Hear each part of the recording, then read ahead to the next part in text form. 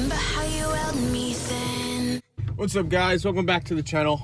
I just left Home Depot, currently on my way to Andrew's house. Today, I'm gonna be finishing off from that first video last week with sealing off my quarter panels because I left both sheets of metal gaping open. Oh my gosh, that is so shaky.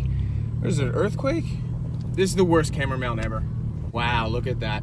That is just dreadful. We're gonna be going there, do whatever he wants. Hopefully by the time we get back, it'll be dry and we can, you know, cut it off, and then I'm gonna spray some Flex Seal in there. So we're gonna see exactly how awesome this Flex Seal stuff is. Hopefully it holds up. I don't think that it won't, but as long as I'm not scraping or, you know, rubbing anymore to like peel whatever it is. It's like a plasti dip texture, or whether it's paint, I have no idea, but we're gonna find out. So, do you have another one? What? Another gasket? It's not a gasket. It's the two pipes on the test pipe that They're like just separated right now. and they separate. Literally, it'll take me 2 minutes to fix. Really? Yeah. I'll show you.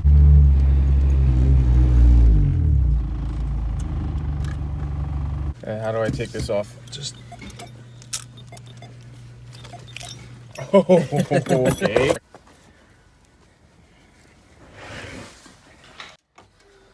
You want me to explain how we attempted to go get food, and the reason I haven't been driving the car is because it needs an exhaust clamp, and we made it one corner before the exhaust fell off. But you can see how quickly I'll be able to fix it. Where the test pipe is, it's literally just two 2.5-inch pieces of pipe that slide together, and whoever put it together never put a clamp on it. Oh, so it just keeps sliding out. And I guess my motor mounts are starting to. So they're solid motor mounts, but I guess they're starting to wear. Mm-hmm. So when I crack it and I open up the motor moves a little bit, and I'm assuming that as the motor moves, it pulls the two pipes apart. Okay. So then when the second half of the exhaust falls off, it hangs down and falls off. Oh. I see it. Do you see it? Yup.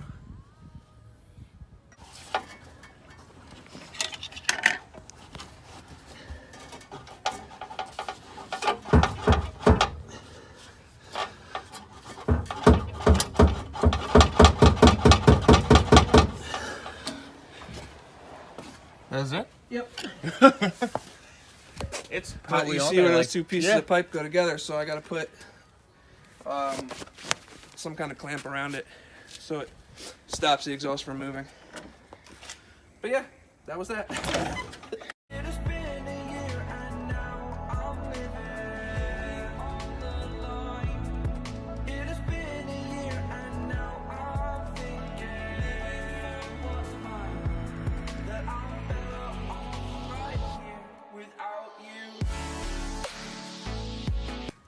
Alright guys, so we're back from Wawa now.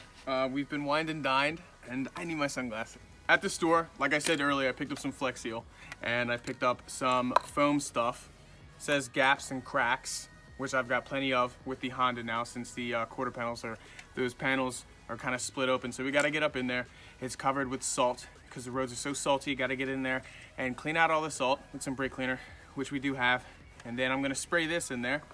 And then on top of it, we're gonna try this Flex Seal. I got clear, that way we don't have to worry about a crap ton of overspray, like last time with all the black. So if it's clear, oh well, it'll be all right. So, gonna go ahead and tear it down and start on that. See, I told you he complains with cracking. We're both getting old. You know how much I weigh? 1/8 of a ton.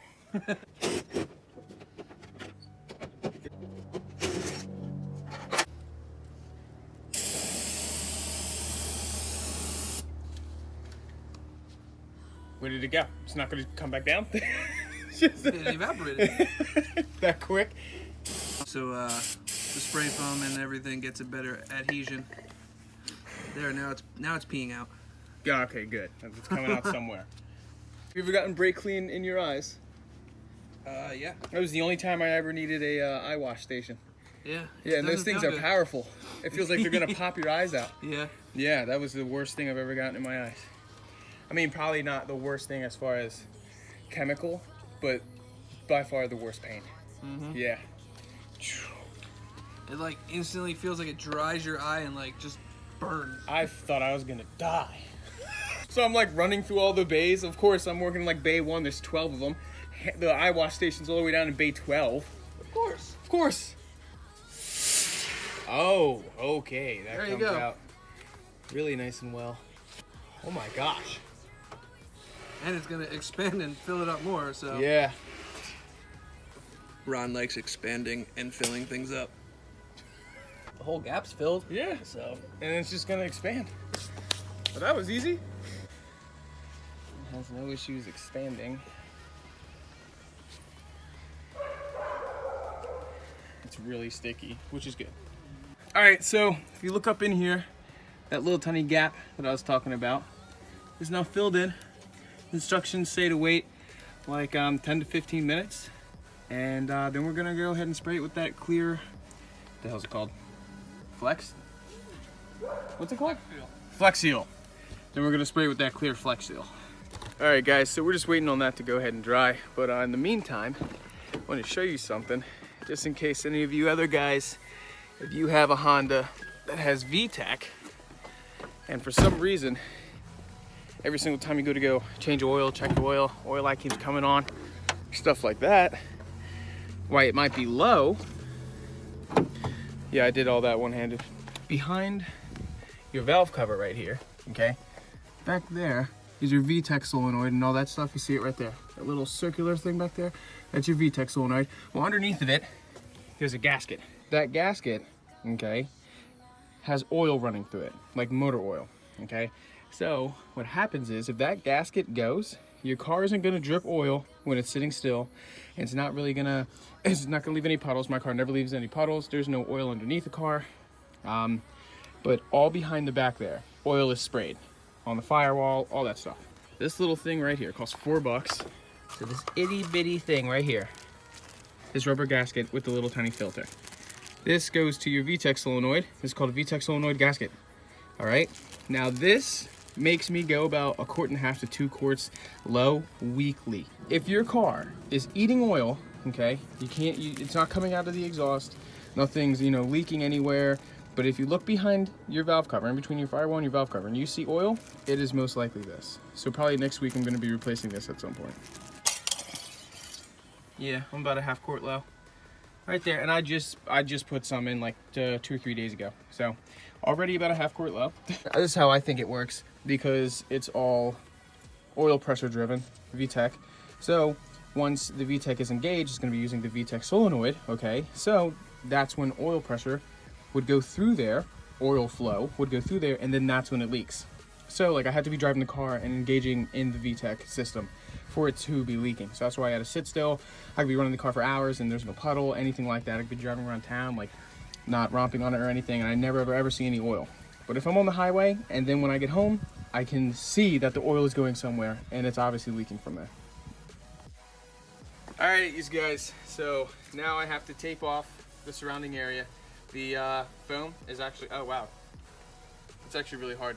Yeah, it's pretty tough in there. And so the whole entire space is now closed off. I'm gonna tape off the surrounding area and I'm gonna hit it with that clear flex, it's not flex tape, with the clear Flex Seal. I don't know why I keep thinking about flex tape. Know what we're doing now. All right guys, gonna spray this old Phil Swift on here. Okay, it's really, really thick. It almost comes out like spider web. It's like rubber. Yeah. So what you're gonna want to do then is spray that on there, and before it really dries, pull that tape off Okay. while it's still wet. Kind of like Plasti Dip. If you peel the tape off Plasti Dip before it dries, it'll peel. Because if that dries to the tape, when you peel it off, it's just gonna peel the whole thing off. Yep. Seriously, like spider web. I mean, at least it's like it's not like a headliner adhesive. Yeah. It's one consistent coat.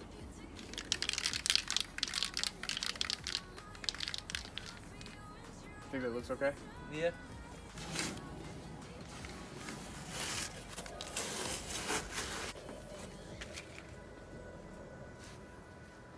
should be. So on the wheel, there's still some of the foam left because obviously it expanded out of the quarter itself, and now it is, well, it was landing on top of the wheel, got into the tread.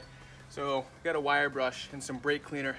It really seems to break down the actual foam itself, and I'm gonna spray that on there, and then it just rubs right out. Also, if you ever get spray foam on anything, actually, it basically breaks it down and turns it like almost back to a liquid and pulls it right off. Besides your eyes, you need to go to the hospital. We just keep finding shit that works for other things than what it was made for. I know. I like that. This is what the foam's like once it dries. I don't know if you guys can hear that. It's pretty damn hard. Alright guys, so that pretty much sums up this video. The quarters are now done. Don't have to worry about that for a while. I hope so. Yeah, slowly, piece by piece, the car's getting back to a form where I can drive it comfortably again.